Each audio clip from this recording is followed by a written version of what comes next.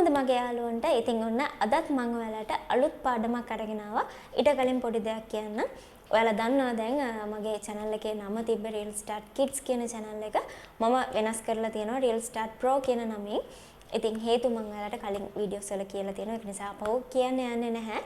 ඉතින් channel එකේ කිසිම වෙනසක් වෙලා නැහැ. ඔයාලට මම කියලා දෙන දේවල් ඒව සාමාන්‍ය විදිහටම හැමදාම කියලා දෙනවා.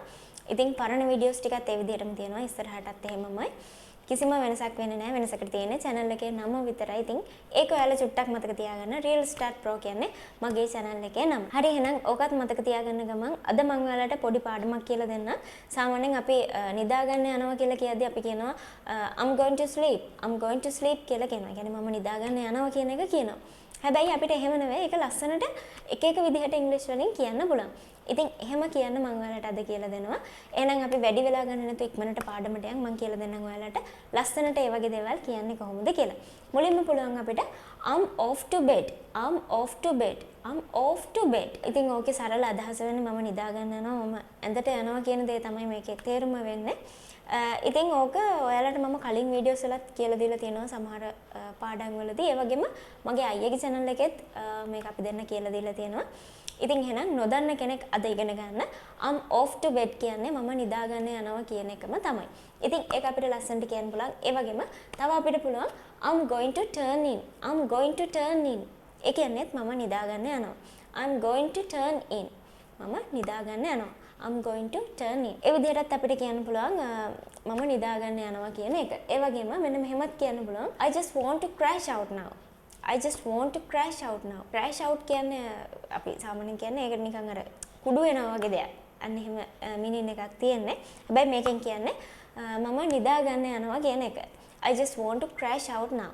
මම නිදා ගන්න යනවා කියන එක තමයි ඒකනොත් කියන්නේ. ඒ වගේම අපිට මෙන්න මෙහෙමත් කියන්න පුළුවන් it's bed time now. It's bed time now. Bed time කියන්නේ it's bed time now. දැන් ඇඳට යන වෙලාව. ඒ කියන්නේ නිදා ගන්න යන වෙලාව කියන එක තමයි. හරි. ඒකත් ලේසි. ඊට පස්සේ අපිට අන්තිම එක විදිහට තියෙනවා it's time to dream. It's time to dream. ඒ කියන්නේ හීන දකින වෙලාව. හීන දකිනවා කියන්නේ අපි නිදා ගන්න වෙලාවටනේ. ඉතින් එතකොට I'm going to bed කියන එකට අපිට ඒ විදිහටත් කියන්න පුළුවන් it's time to dream. It's time to dream now. ඉතින් ඒ විදිහට අපිට නිදා ගන්න යනවා කියද්දි it's time to dream කියන එකත් කියන්න පුළුවන්. ඉතින් ඇත්තටම ඕවා හරි ලස්සන පොඩි දේවල්. හැබැයි ඔය වගේ දේවල් ටිකක් කියද්දි අමුතු ලස්සනක් තියෙනවා. තමන්ගේ අර අමුතු ක්වොලිටියක් තියෙනවා එහෙම කියද්දි. දැන් I'm going to bed කියනට වඩා ඔය වගේ ලස්සන මම දැන් කියලා දුන්නා වගේ දේවල් ටිකක් කියද්දි පොඩි තියෙන අමුතු දෙයක්.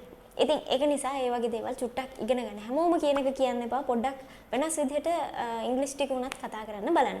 ඉතින් ඒකයි මම ඔයාලට මේ වගේ පොඩි පොඩි දේවල් කියලා දෙන්නේ. මේවා චූටි ලෙසන්ස් උනාට ඔයාලට ගන්න දේවල් ගොඩක් තියෙනවා. මොකද හැමදාම අපි දන්න දේවල්ම කී ඉඳලා හරියන්නේ නැහැ. අලුත් දේවල් ඉගෙන ගන්න ඕනේ.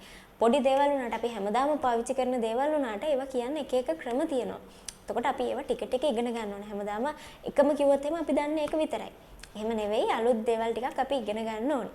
ඉතින් ඒක නිසා තමයි මම මේ වගේ දේවල් උනත් ඔයාලට කියලා දෙන්නේ.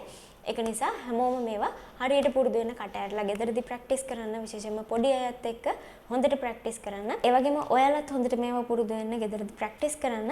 ඒ වගේම නොදන්න කෙනෙක් ඉන්නවා නම් ඔයාලා දන්න දේ නොදන්න කෙනෙක්ට කියලා දෙන්න. එහෙනම් ওই විදිහටම ලස්සන අලුත් පාඩමක් අරගෙන ලබන සතියේත් මම එන්නම්. එතකන් ඔයාලා හැමෝටම සුබ දවසක්.